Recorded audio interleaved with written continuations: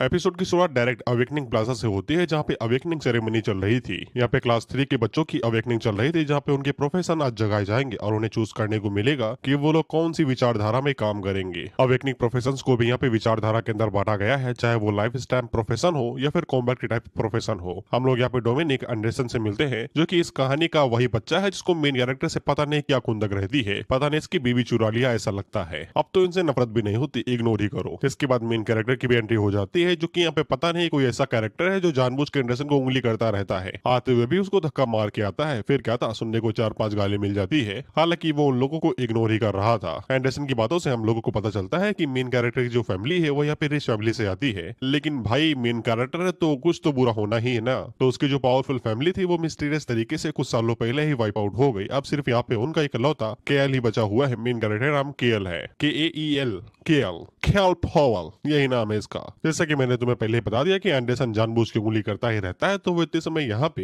KL की बेइज्जती करे ही जा रहा है। हालांकि केएल को पता है कि वो लंबी रेस का घोड़ा है, इसलिए वो एक रेयर टाइप का प्रोफेशन ही यहाँ पे अवेकन करेगा मेन कैरेक्टर जो है। जिसके बाद वो अवेकनिंग सेरेमनी को शुरू करता है, तो उसका टैलेंट बहुत ज्यादा हाई था। सभी लोगों की आंखें चौंधिया जाती हैं, खासकर एंडरसन की, क्योंकि इसका भी और इतना हाई नहीं था जब ये अवेकन हुआ था। और ऑफ कोर्स केएल एक मेन कैरेक्टर है, तो फिर उसे यहाँ पे बीस्ट प्रोफेशन मिलता है हिडन प्रोफेशन के साथ में। लेकिन किस्मत खराब ये थी कि यहाँ पे बीस्ट टेमर्स की इतनी ज्यादा इज्जत नहीं है, क्योंकि यहाँ पे बीस्ट टेमर बनने के लिए पैसा लगता है, पैसा। और यही चीज केएल के पास है नहीं, इसलिए एंडरसन उसे उंगली दिखाते हुए कहता है कि अब तुम करोगे कैसे भाई। बीस्ट टेमर के पास में यहाँ पे खुद की स्ट्रेंथ तो होती नहीं है, और तुम्हारे पास पैसा तो है नहीं बीस्ट खरीदने की, अब तुम क्या करोगे। वो केएल से कहता भी, अगर तुम यहाँ पे माई दे दे इस तरीके की एक्टिंग करोगे तो फिर मैं थोड़े बहुत पैसे दे भी दूंगा तुम्हें। और जैसा कि मैंने बताया कि केएल अजीब टाइप का मेन कैरेक्टर है, वो बेइज्जती सुनता नहीं करता है। वो एंडरसन से कहता है कि जब सामने कुत्ता खड़ा है तो फिर बीस्ट पालने की जरूरत ही क्या है, तुम्हें अपने साथ ले चलूंगा ना। तो फिर होना क्या था, भड़क के यहाँ पे एंडरसन केएल के ऊपर हमला कर देता है। तो कहानी की पहली वेफू की एंट्री होती है, जो कि एंडरसन की पीठ के ऊपर हील वाली चप्पल से लात मारती है। भाई का छेद हो गया होगा पिछवाड़े में, और उसे दूर फेंक देती है लात मार के, और वो दूर जाके गिरता है। इनका नाम समंथा रूसो है, जो अभी केएल की दूर की रिश्तेदार होने के साथ में उसकी टीचर भी है। और ये एंडरसन को हिंदी में समझा देती है कि केएल से दूर होने तो मुंह पे भी जूते चल सकते हैं। और एंडरसन बेचारा यहाँ से खिसक भी लेता है, क्योंकि समंथा की फैमिली काफी ज्यादा स्ट्रॉन्ग है और वो पक्का उन लोगों के साथ पंगा नहीं लेना चाहेगा। जिसके बाद समंथा, जिसको हम AKA सैम बुलाएंगे, वो केएल की तारीफ करती है कि उसने हिडन प्रोफेशन यहाँ पे अवेकन किया है। तो केएल उसको यहाँ पे मिस रूसो कह के बुला रहा था, यानी टीचर कह के, जिससे समंथा का दिमाग खराब हो जाता है और वो यहाँ पे केएल को दबोच लेते हैं, ये कहते हुए कि मैंने तुमसे कितनी बार बोला है कि स्कूल के बाहर मुझे मेरे नाम से बुलाया करो। दरअसल सैम केएल को पसंद करती है, दैट्स द मैटर। जब केएल उसको यहाँ पे सैम कह के बुलाता है तो वो उसे छोड़ देती है, साथ ही में क्रेडिट कार्ड भी बाहर निकाल के देती है, ये कहते हुए जाओ और जाके अपने लिए एक नॉर्मल सा बीस्ट खरीद लो और अपनी स्ट्रेंथ बढ़ाने के ऊपर ध्यान दो। फिर क्या था, पैसे देख के तो एक कुत्ता भी खुश हो जाइए कि इस खेत की मूली है। ये भी खुश होकर सैम से कहता है कि रीपे करने के लिए मैं अपने आप को ऑफर कर दूंगा। तो सैम उसके गुद्दे के ऊपर मार के कहती है कि भूलना भी नहीं, पैसे भी तुम्हें देने हैं, तुम्हारा क्या मैं अचार डालूंगी। इसके बाद केएल अपने नॉर्मल से घर में आता है, जो कि एक 1 BHK अपार्टमेंट था। और यहाँ पे आने के बाद में वो में अपना असली ब्रह्मास्त्र दिखाता है, जो कि the system God tyre beast taming system. जिसके बाद हम लोगों को बता देता है कि केएल की जो फैमिली थी वो यहाँ पे बीस्ट टाइड के अंदर मारी गई थी, डिस्ट्रॉय हो गई थी। उसका सब कुछ यहाँ पे चला गया था, दुख की वजह से वो भी मारा गया था, यानी कि जो बॉडी ओनर है वो भी यहाँ पे दुख की वजह से मारा गया था उसी दिन। जिसके बाद हमारी कहानी का मेन कैरेक्टर ट्रांसमिग्रेट होकर इसकी बॉडी के ऊपर आया और इसकी कब्जा लिया, जिसके बाद इसने सिस्टम अवेकन किया था। लेकिन ये सिस्टम तभी अवेकन होगा जब वो यहाँ पे सेरेमनी कंप्लीट करता, इसलिए पिछले 3 सालों से तड़प रहा था, कुत्ते जैसी हालत हो गई थी इसकी। लेकिन अब ये सिस्टम के साथ मिल चुका है, तो ये मैन विद द सिस्टम हो गया है। हालांकि सिस्टम इसकी गर्लफ्रेंड से भी ज्यादा खर्चे वाला था, क्योंकि वो डायरेक्ट इससे कहता है कि पैसे मांगूंगा मैं, और वो पैसों के बदले में यहाँ पे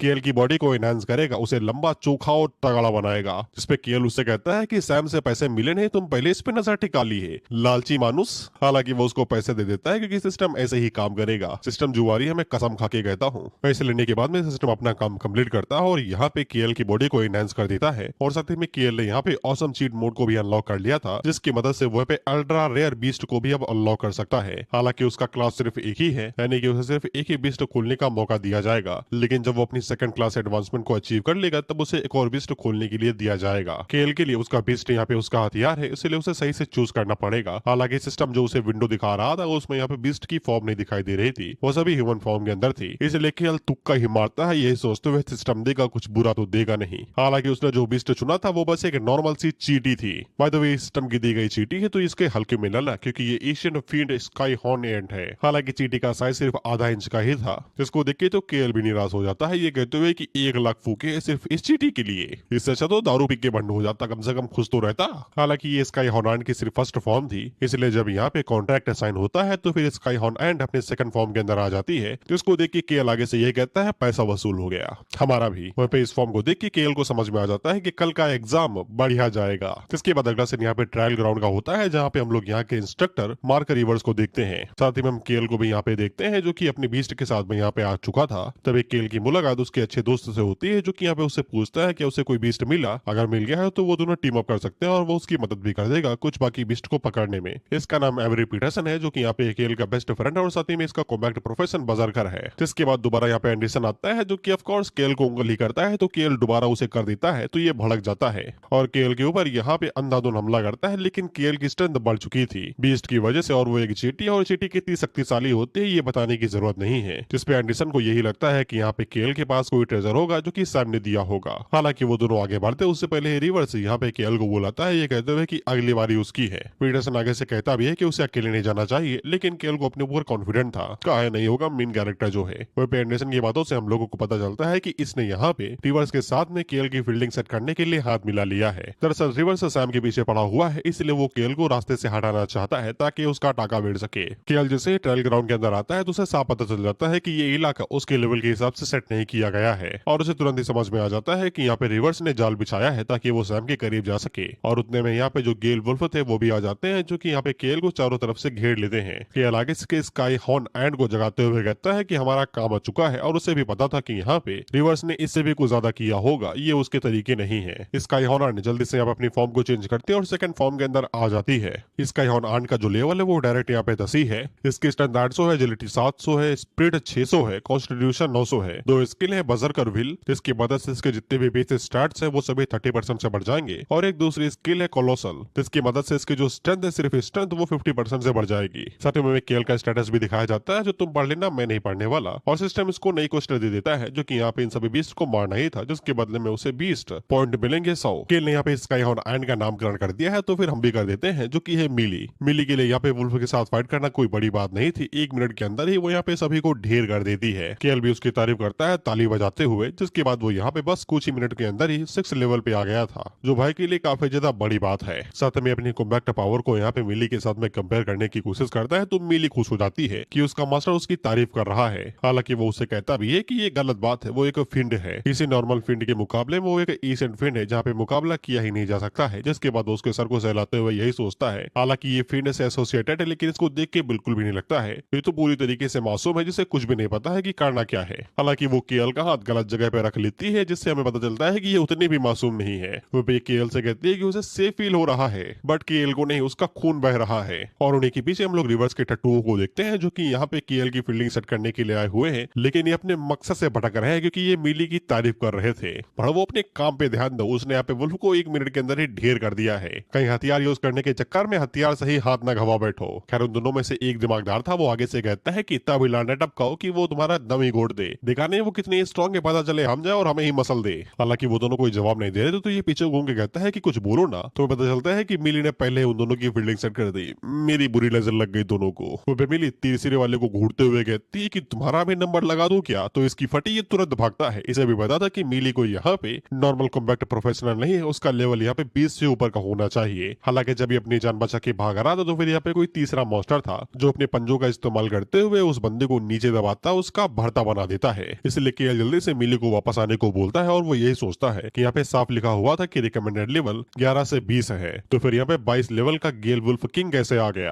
और जो बंदा था वो यहाँ पे अभी भी जिंदा था, वो मदद की भीख मांग रहा था, लेकिन गेल वुल्फ को शायद से पसंद नहीं आया, इसलिए वो उसकी चटनी भी बना देता है भरते के साथ में।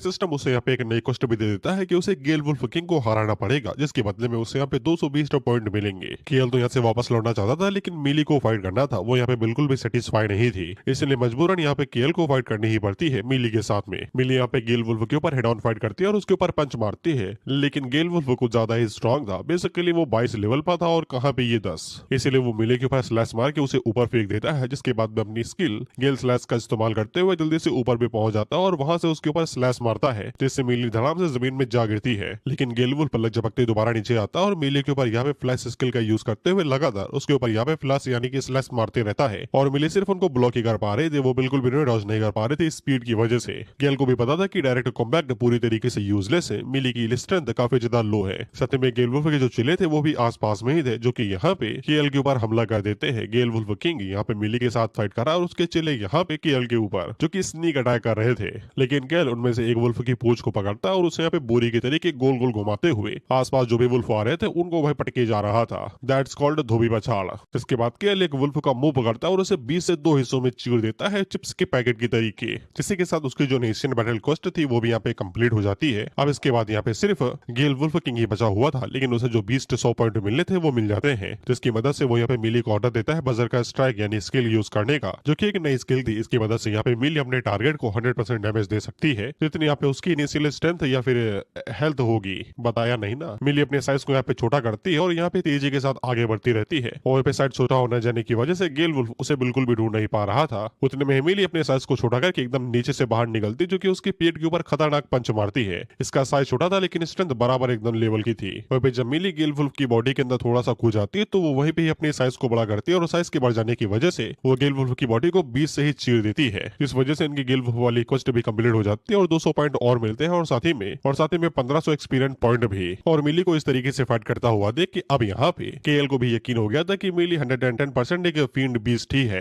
क्योंकि उसे खून में नहा के मजा आया था। उतने में सिस्टम उसे बताता है कि उसने वुल्फ को मार दिया है और साथ ही में एक कॉमन वेपन भी ड्रॉप हुआ है, लेकिन जो उसने वुल्फ किंग को मारा था उसके बदले में एक एक्सप्लोसिव वेपन ड्रॉप हुआ है। वो पे मिली की बजर का स्ट्राइक स्टेट जैसे एंड होती है तो वो दोबारा नॉर्मल फॉर्म में आ जाती है और केएल से चिपकने लगती है, और केएल के चेहरे से पता चल रहा है कहीं ना कहीं भाई को ये हग पसंद आया है। उतने में मिली की जो एनर्जी थी वो लो हो जाती है, तो वो तुरंत अपनी सोने वाली स्टेट के अंदर चली जाती है। इसके बाद कुछ मिनटों के बाद हम लोग केएल को देखते हैं और मिली इतने समय एनर्जी सेविंग मोड के अंदर थी, यानी कि अपनी चीटी वाली फॉर्म के अंदर आ गई थी। इसके बाद हमें केएल के हाथों से उन वेपन के दर्शन करवाए जाते हैं जो कि वुल्फ फैंग ग्रिप्स था। बेसिकली उसके दांतों से बना हुआ है, जो कि यहाँ पे आइस का थोड़ा सा झटका मारती है, और साथ ही में एक स्पीयर मिला था जो कि कॉमन वेपन है, जो नॉर्मल गेल वुल्फ को मारने के बदले में मिला था। बाकी ना जानो ये कुछ भी इस्तेमाल नहीं करने वाला, बेच खाएगा ये। केएल सोचता है कि इतना सब कुछ किया है, थोड़ा सा लेवल भी चेक कर लेता हूँ किस लेवल पे हूँ, तो इसका लेवल डायरेक्ट 10 आ गया था। सिस्टम इसे साफ कहता है कि जितनी जल्दी हो सके उतनी जल्दी क्लास एडवांसमेंट कंप्लीट करो, नहीं तो लेवल अप नहीं कर पाओगे। बस इतने में ही इसका यहाँ पे लेवल कंप्लीट हो गया।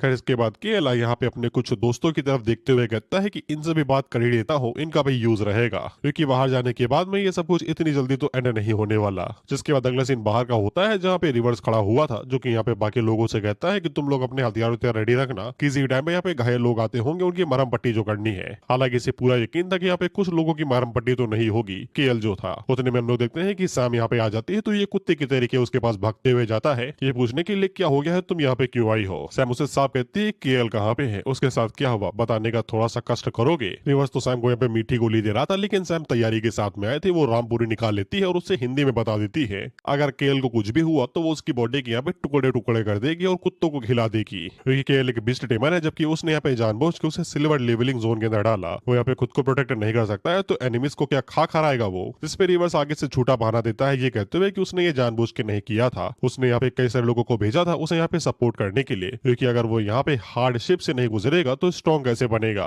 और उसने ये सब कुछ खुद से किया है, किसने अथॉरिटी दी भी तुझे ये सब कुछ खुद से करने की। यही सवाल सैम पूछ सकती थी, लेकिन पूछे नहीं। लो आईक्यू पीपल। वो भी रिवर्स का अलग ही चल रहा है, इसको लगता है लास्ट देख के यहाँ पे सैम टूट जाएगी और इसको अपना दिल दे बैठेगी।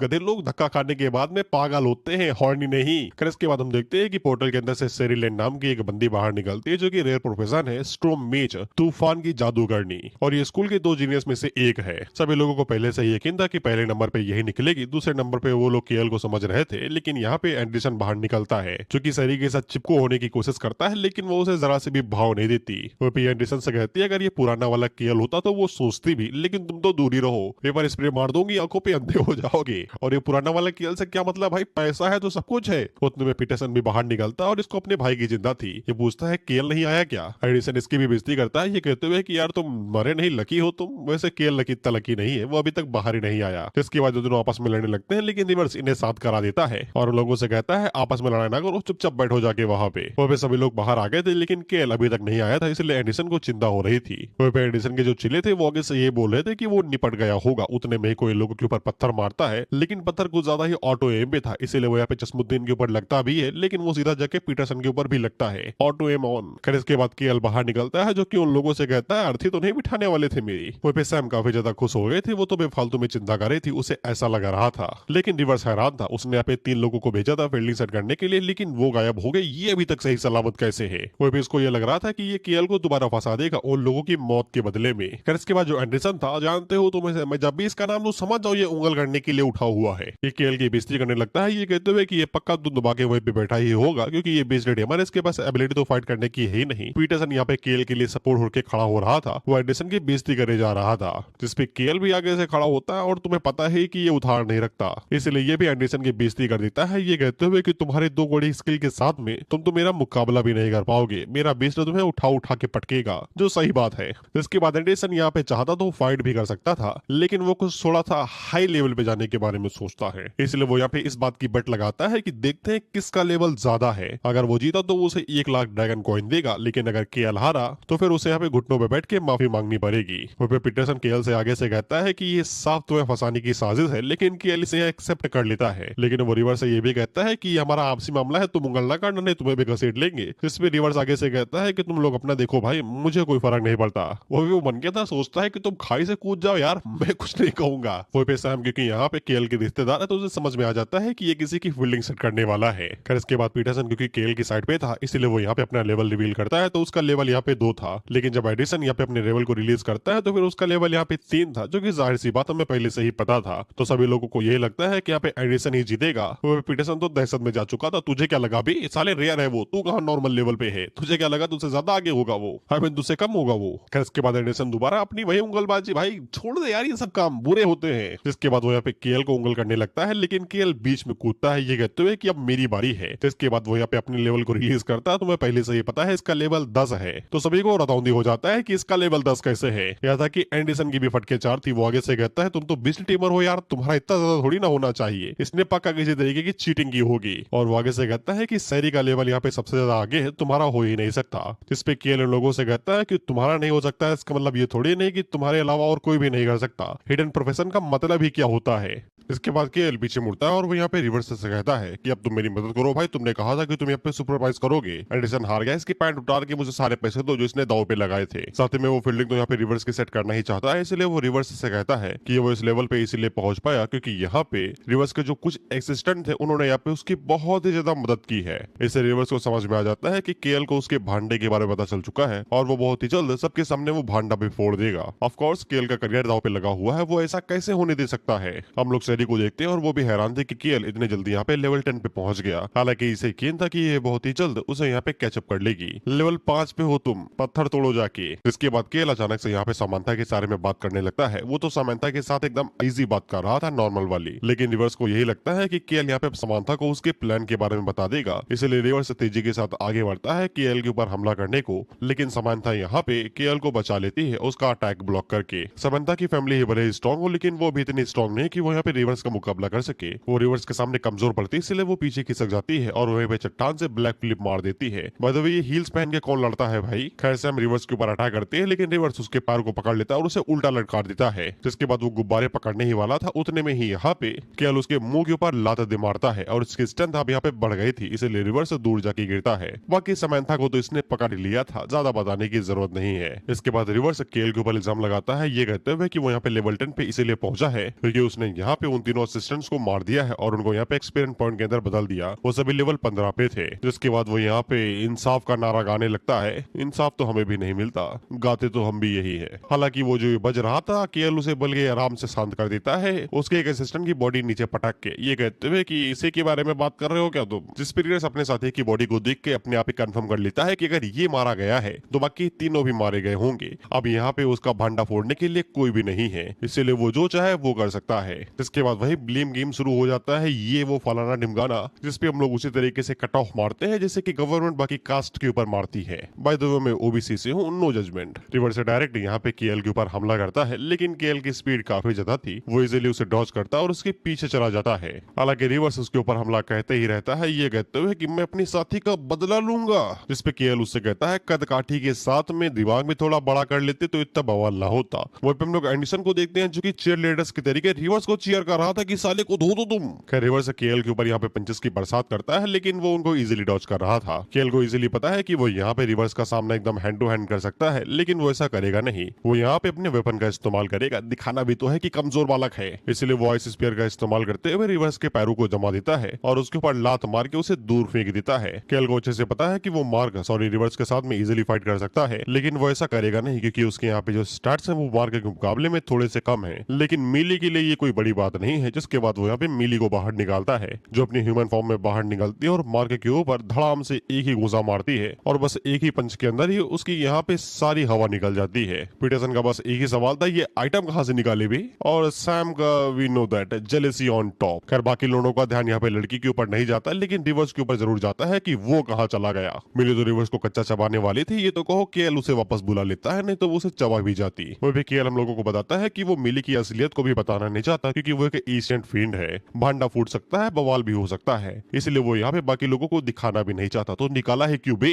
बट उन लोगों के लिए यही है कि मिली उसकी पर्सनल बॉडीगार्ड है जो स्ट्रॉन्ग है बस। फिर इसके बाद केएल मिली को वापस अपनी ह्यूमन फॉर्म में बुला लेता है, ये कहते हुए वापस तुम पॉकेट के अंदर जाओ, पोकेमॉन की जरूरत पड़ेगी तो बाहर निकालूंगा। फिर इसके बाद हम लोग रिवर्स को देखते हैं जो कि अब केएल के ऊपर ये इल्जाम लगाने लगता है कि उसने यहाँ पे गुंडे बुलाए हैं उसे मरवाने के लिए। एक ही लड़की आई थी, गुंडे नहीं आए थे, इसीलिए केएल कुछ ज्यादा ही करप्ट हो गया है और उसे पनिशमेंट की जरूरत है। जिसके बाद ये रेड हल्क में बदलता, उससे पहले यहाँ पे कोई चौथा बंदा आता है जो अपने ऑरा की मदद से यहाँ पे रिवर्स को नीचे ही दबोच देता है। ये कहते हुए डायरेक्ट यहाँ पे एक्शन में ना हो, पहले पता लगाओ कि ये सब कुछ हुआ कैसे है। वो पे रिवर्स उस बंदे की तरफ देखता है तो ये स्कूल के प्रिंसिपल थे जिनका लेवल 56 है और उनको टाइटल भी दिया गया है demon slaying master Archer Donovan. जिसके बाद रिवर्स दोबारा अपना याप शुरू करता है और वो यहाँ पे केएल के ऊपर डायरेक्ट इल्जाम लगाता है कि इसने मेरे असिस्टेंट्स को मारा है, मेरे ऊपर भी जानलेवा हमला किया और गुंडे भी बुलाए हैं। दोबारा बोल रहा हूं, लड़की थी वो भी एक। जिसके बाद वो अपने असिस्टेंट की बॉडी की तरफ इशारा करते हुए कहता है ये रहा सबूत, बड़े को यहीं एग्जीक्यूट कर दो। जिसपे केएल का बस एक ही रिएक्शन था, बंद करो भाई बंद करो, खुले में झूठ बोलना बंद करो। प्रिंसिपल को समझ में आ जाता है कि केएल के पास कुछ कहने को है, तो केएल प्रिंसिपल से कहता है सबसे पहले चेक करो कि उसकी मौत कैसे हुई है, जिसका इल्जाम लगाया जा रहा है कि मैंने उसको निपटाया है। मैं तो ये बॉडी उसी बंदे की थी जिसको यहाँ पे वुल्फ ने मार दिया था चटनी बना के। इसलिए जब प्रिंसिपल उसे चेक करता है तो उसे पता चल जाता है कि यहाँ पे इस बंदे की मौत बड़ी बीस्ट की वजह से हुई है। जिसपे रिवर्स दोबारा ब्लेम गेम शुरू करता है और वो यही बताता है कि केएल ने यहाँ पे कुछ ना कुछ कांड किया होगा जिससे वो बंदा यहाँ पे बीस्ट के हाथों मारा गया होगा। जिसपे केएल उसे साफ कहता है कि झूठ बोलना बंद करो, ये बात मान लो कि तुमने उन्हें यहाँ पे मुझे असैसिनेट करने के लिए भेजा हुआ था, लेकिन साले इतने गवार है कि वो काम भी ढंग से नहीं कर पाए और खुद ही बीस्ट के हाथों निपट गए। इस पे रिवर्स कहता है कि वो ऐसा कैसे कर सकता है। इस पे सैम प्रिंसिपल को बताते हैं कि इसने जानबूझ के केएल को एक ऐसे जोन के अंदर भेजा था जो कि उसके लेवल के साथ मैच नहीं करता है, जिससे साफ पता चलता है कि इसने ये जानबूझ के किया था। और ऊपर से ये सब कुछ पता लगने पे ये बता रहा था कि उसने 3 असिस्टेंट्स को भेजा है यहाँ पे केएल को असिस्ट करने के लिए और मेरा शक उन तीनों पे ही है। इस पे रिवर्स हर एक कल्प्रिट एडवोकेट की तरीके पूछता है सबूत का है सबूत। इस पर तो प्रिंसिपल भी आगे से कहता है क्योंकि अक्सर ऐसा किया जाता है, इसीलिए वो भी यहाँ पे केएल से एविडेंस मांगता है। और जैसा कि मैंने बताया था कि रिवर्स का सिर्फ कद काठी बड़ा है, बुद्धि इसकी छोटी है, तो इसे यही लगता है कि दोनों भी मारे गए ही होंगे। केएल अकेला उन्हें यहाँ पे कैसे हरा सकता है। इस पे केएल आगे से कहता है सबूत क्या, मैं तो 4K में वीडियो लेके आया हूँ। जिसके बाद वो यहाँ पे उस बीस्ट के साथ में उन दोनों बंदों को भी बाहर निकालता है जो कि यहाँ पे तीसरे बंदे के साथ में थे जिसको यहाँ पे बीस्ट ने मारा था। इसके बाद केएल वही बात बताता है जो हमें पहले से ही पता है, तो दोहराने की जरूरत नहीं है। लेकिन वो आखिर में यहाँ पे उन दोनों बंदों के ऊपर लात मारते हुए कहता है कि जल्दी से सच बकूरो, इससे पहले कि मैं तुम्हें दोबारा 3rd डिग्री दूं। और केएल ने इन दोनों को खास 3rd डिग्री दिया था, ऐसे तो ये सच बोलने नहीं वाले थे, इसलिए 4था डिग्री देना पड़ा। इसलिए प्रिंसिपल के सामने एक्सेप्ट कर लेते हैं कि यहाँ पे रिवर्स ने उन लोगों को भेजा था केएल को मारने के लिए। जिसके बाद यहाँ पे उनके तीसरे साथी को बीस्ट ने मार दिया इल्यूजन के चलते। वो सभी चीखते हुए यहाँ पे केएल से कह रहे थे कि बस हमें और ज्यादा टॉर्चर ना करो, हम सह नहीं सकते हैं। दरअसल केएल के पास सिस्टम की तरफ से कोई स्किल विस्किल होगी जिसके चलते उसने यहाँ पे कई सारी फिend चींटियों की आर्मी बुला ली थी जो कि इनके पैरों पे चढ़ के इन्हें नाच कूट रही थी और पूरे शरीर के अंदर भी घुस गई थी। खुद इमेजिन करो कि लाल वाली चींटियां तुम्हारे शरीर के अंदर घुसे हुए 100-200 की तादाद में तुम्हें काट रही हैं, वो भी सेफ्टी के लिए नहीं किसी के कहने पे। और ये तब से चल रहा है जब से यहाँ पे केएल ने इसको पकड़ा है। और इस हरामी की शक्ल तो देखो, ये तो इन्हें 5th डिग्री देने वाला था, ये तो को सिस्टर ने मना कर दिया, भाई मार दोगे तो उन्हें छोड़ दो। रिवर्स को समझ में आ जाता है कि भांडा फूट चुका है, किसी भी वक्त लाते पड़ सकती है, तो वो तुरंत भाग लेता है। लेकिन प्रिंसिपल लाइटनिंग सील का इस्तेमाल करते हुए उसकी बॉडी को यहाँ पे सील कर देते हैं और उसे साफ कहते हैं कि उसने यहाँ पे बॉटम लाइन को क्रॉस कर दिया है, उसे पनिशमेंट यहाँ पे लेनी ही पड़ेगी। बाय द वे यहाँ पे रिवर्स के साथ क्या होता है हमें बताया नहीं जाता, आगे ये दोबारा नहीं आता। इसका भाई आता है बदला लेने के लिए और वो भी पीला जाता है। 2 भाई दोनों बने गुनाही और दोनों को ही खूब धुलाई। यहाँ का मैटर क्लियर हो गया था, इसीलिए सैम केएल से कहती है कि घर में तुम्हें छोड़ देती हूँ अपनी कार में। उतने में ही सैरी यहाँ पे केएल के सामने आते हैं और उससे पूछती है कि तुमने सच में उस गेल वुल्फ किंग को मारा क्या। और वो ये सब कुछ पूछते हुए केएल के कुछ ज्यादा ही करीब आ रही थी। केएल उसे कहता है पहले मुझसे दूर हटो, तुम्हारी परफ्यूम से मेरा दम घुट रहा है, और ये सबसे ब्रूटल कॉम्प्लीमेंट होगा किसी लड़की के लिए। वो पे सैरी पूरा किताब पढ़ के आई थी तो उसे अच्छे से पता था कि केएल की एबिलिटी के हिसाब से वो क्लोज कॉम्बैट नहीं कर पाएगा वगैरह वगैरह। और सिर्फ एक ही एक्सप्लेनेशन बचती है कि उसके पास यहाँ पे एक पावरफुल बीस्ट है जिसकी मदद से वो यहाँ पे गेल वुल्फ किंग को मार पाया, जो टेक्निकली सही है। हालांकि सैरी को यहाँ पे उसके साथ एक मॉक बैटल करना था ताकि वो उसकी एबिलिटी को यहाँ पे एक्सपीरियंस कर सके। खैर सैरी कुछ ज्यादा ही क्लोज हो रही थी तो सैम उसके हाथ के ऊपर हाथ मार के पीछे फेंक देती है और उससे कहती है अपना काम करो, जाके सबसे पहले अपने ट्रायल को जाके रिव्यू करो, जिसके बाद तुम्हें पता चलेगा कि तुमने क्या गलती की, फिर आना मॉक बैटल करने के लिए। जिसके बाद दोनों महिला मित्र आपस में लड़ने लगती हैं, ये कहते हुए कि यहाँ पे सैरी को केएल के साथ एक्सपीरियंस गेन करना है क्योंकि वो एक बीस्ट टाइप टीमर है। लेकिन सैम की दलील ये थी कि यहाँ पे केएल थक चुका और उसे आराम की जरूरत है। उतने में केएल उन लोगों से कहता भी है कि वो सच में थक गया, उसे आराम की जरूरत है, लेकिन वो दोनों उसे घूर के देखने लगती हैं क्योंकि ये बात यहाँ पे थकावट या फिर ट्रायल की नहीं हो रही थी, ये किसी और चीज की लड़ाई थी। As a romance watcher anime in the past I know that feeling. Sam ने यहाँ पे मिली को भी दिखा था तो इसलिए उसका दिमाग और भी गर्म था। सैम को यही लग रहा था कि केएल अब सिटिया बाज लौटा बन चुका है, लड़कियों के साथ खेलता है वो। इसलिए सैम गुस्से में यहाँ से निकल जाते हैं, ये कहते हुए जो मन में आए वो करो।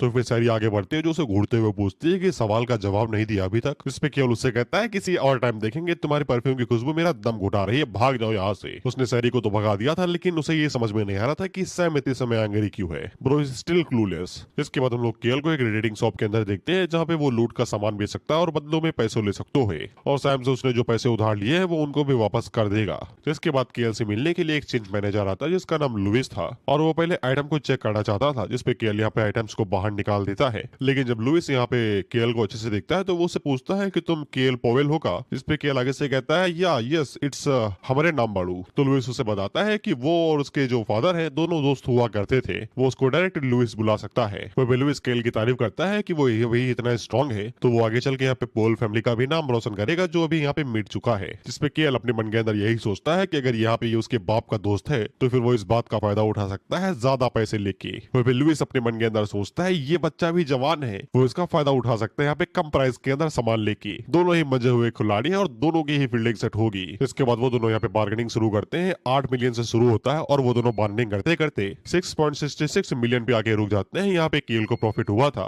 इसीलिए पहला राउंड केएल के खाते में गिरता है। वो पे लुइस को अच्छा लगा था बिजनेस डील करके, लेकिन उसे लोकीली फील भी हो रहा था कि उसको यहाँ पे लॉस हुआ है। उसे यहाँ पे केएल ने पट्टी बढ़ा दी है। इसके बाद केएल के लिए उसके यहाँ पे पैसे लेके आते हैं जिनमें से 2 कार्ड दिए जाते हैं। काला वाला यहाँ पे उन लोगों का वीआईपी मेंबरशिप कार्ड था जिसकी मदद से वो यहाँ पे 3 मिलियन ड्रैगन कॉइन्स का इजीली इस्तेमाल कर सकता है, यानी कि एक तरीके से क्रेडिट कार्ड की तरीके काम करेगा लेकिन कोई फीस वीस नहीं रहेगी। और थोड़े पैसे मिलने के बाद में केएल को लगता है उसे थोड़े से मैजिक स्क्रोल्स भी खरीद लेने चाहिए। इसके बाद वो यहाँ से चला जाता है और लुइस अपने मन के अंदर यही सोच रहा था कि केएल यहाँ पे अवेकनिंग के बाद में इतना स्ट्रॉन्ग है तो फिर फ्यूचर उसका काफी बढ़िया रहेगा और वो फ्यूचर में यहाँ पे उसके साथ और भी कई सारे डील्स को कर सकता है। इसके बाद हम लोग केएल के घर के सामने एक बंदे को देखते हैं और केएल इसको जानता भी था। इसका नाम यहाँ पे कैली था जो कि रूसो यानी कि सैम की फैमिली का हेड बटलर है और यहाँ पे पर्सनली केएल से मिलने के लिए आया हुआ है। जिसपे केएल उससे कहता है कि काफी लंबे अरसे बाद मिलने हो जब से यहाँ पे पोल फैमिली का बुरा समय शुरू हुआ है। बेसिकली केएल की फैमिली के कई सारे कनेक्शन थे लेकिन बुरे वक्त में जो यहाँ पे साथ दे थे वही असली दोस्त कहलाता है और केएल की फैमिली के केस में सबने साथ छोड़ दिया था।